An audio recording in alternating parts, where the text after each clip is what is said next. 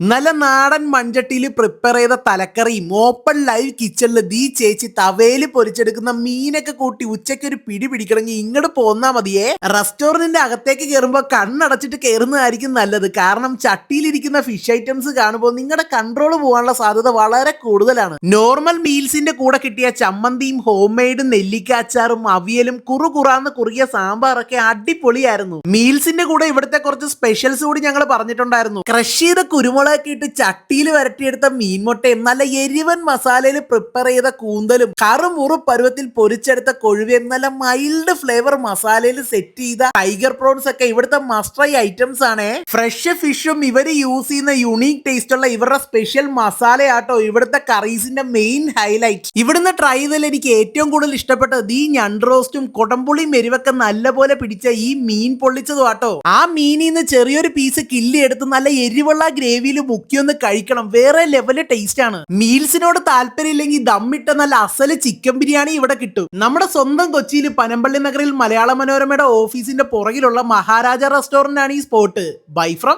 Food Madey.